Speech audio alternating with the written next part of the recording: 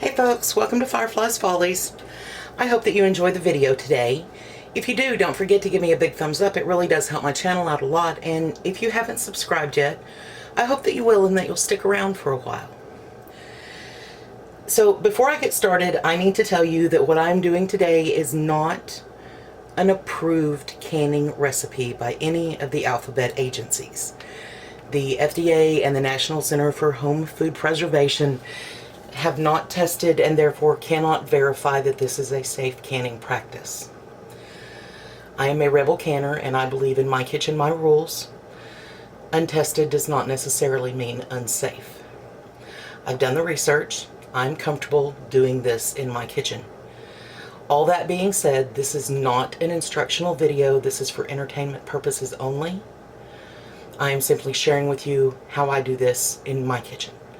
I strongly, strongly recommend that you do the research and do what works for you in your kitchen. Now, all that being said, I'm canning ravioli. I have a confession. I like the cans of ravioli. I've liked them since I was a little kid. I still like them. I'm 50 years old.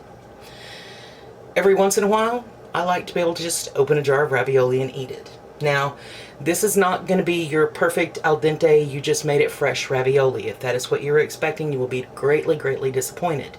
This is more like the cans of ravioli that you get in the store. So what I'm going to be using is a can of Hunt's spaghetti sauce or pasta sauce. Use the pasta sauce of your choosing. I happen to like this one. It's garlic and herb, and you guys know I love me some garlic.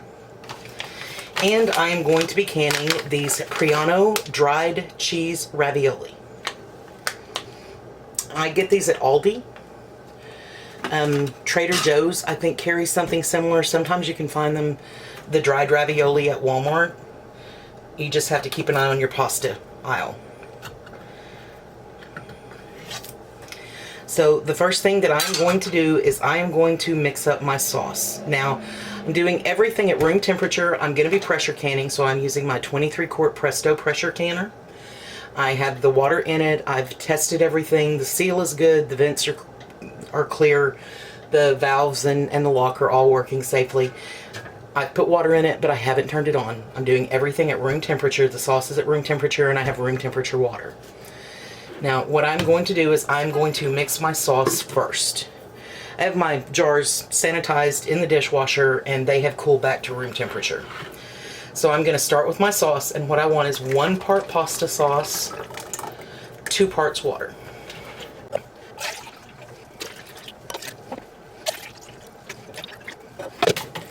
And I am just going to whisk this together until it is very well combined. Only takes a minute when you're working at room temperature.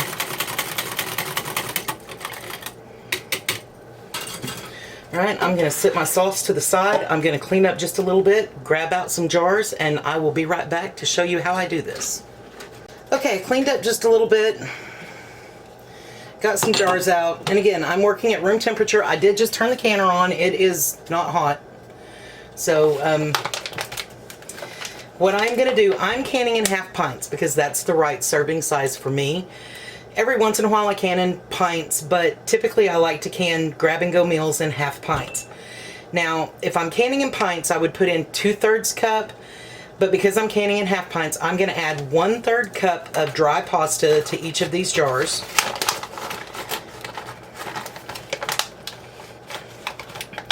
And y'all, I'm going to be honest with you, I happen to know that that is 9 ravioli.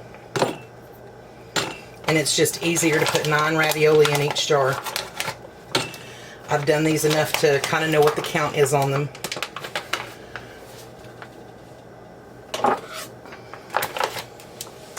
And that is for this particular brand that I buy at my store.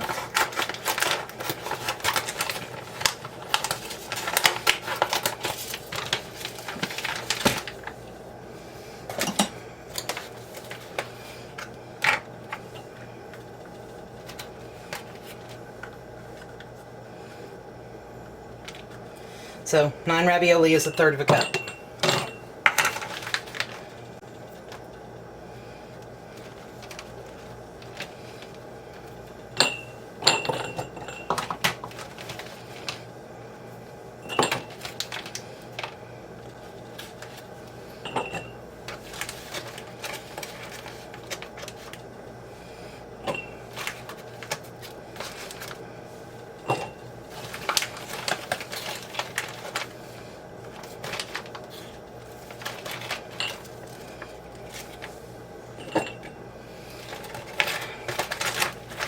And I have one left. I'm going to toss it in that jar.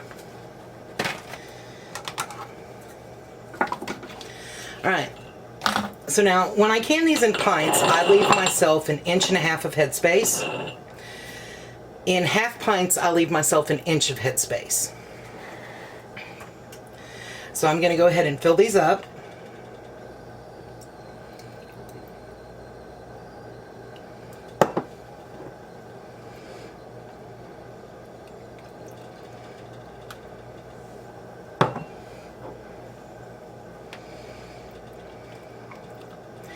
And y'all, being the rebel that I am, I did try this with some homemade ravioli. Did not work out. Turned to mush. I also tried it with some of the refrigerated, fresher type ravioli. Also turned to mush. Did not work out. But I have found that when I use the dry ravioli, or tortellini, or the dry pasta in general, they turn out a lot like the cans that you can buy.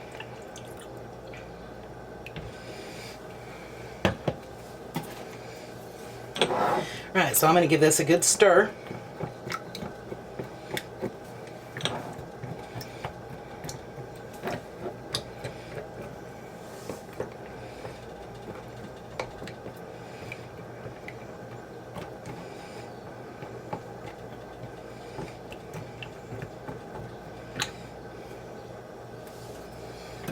And I think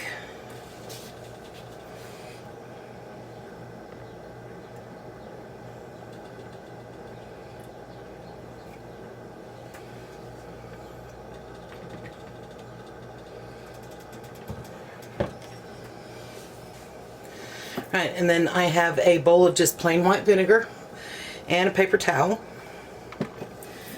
I'm just going to wipe these rims.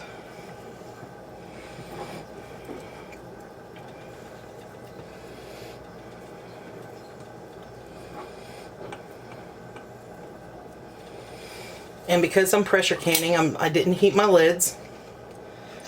So I'm just going to drop on my lids.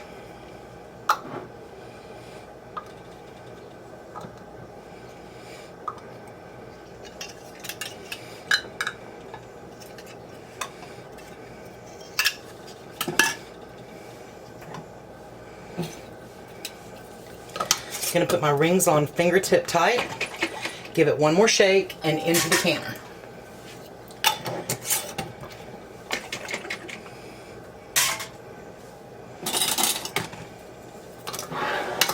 Now, when I started filling my jars, I turned my canner on. It's not hot. It's not even really warm yet.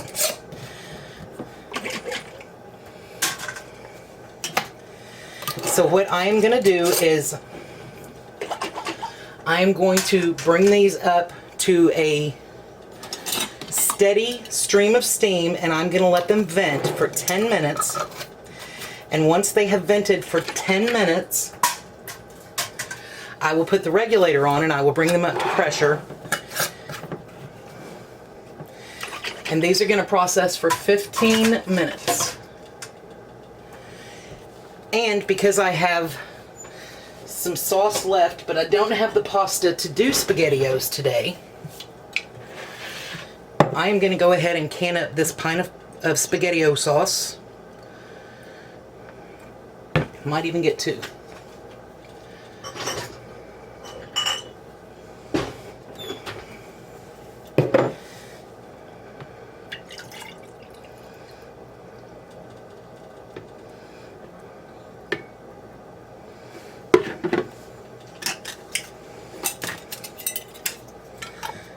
Couple of lids, couple of rings into the canner.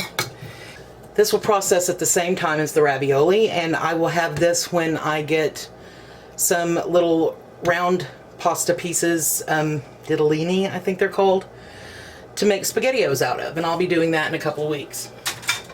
Probably for the next grocery order. So into the canner with those. Alright, so I'm going to put the lid on, close it up, and I'm going to let this, I'm going to turn it up just a bit because it's getting warm. It's not hot, but it's getting warm. so I can turn it up just a bit. You don't want to start a cold canner on high. So once it's time to take them out, I will bring you back and I'll show you how they turned out. Okay, the ravioli has processed and I let it come down off of pressure naturally. The lock dropped and I set the lid kind of off to the side just a little bit, and I keep hearing them ding in there, and they've been sitting for about 10 minutes or so. Maybe 15 since I set the lid off. So now let's go ahead and start pulling these out. And of course this is the leftover sauce that I'm going to make SpaghettiOs from.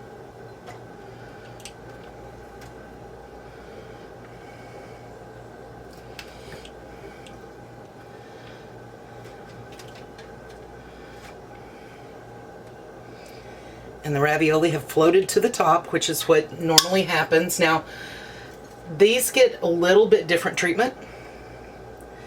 I will come back in about half an hour. I will get started once they've all sealed, and I will give the jar just a little bit of a shake, because as these start to cool, they separate a little bit. All the pasta goes to the top, so you want to redistribute it.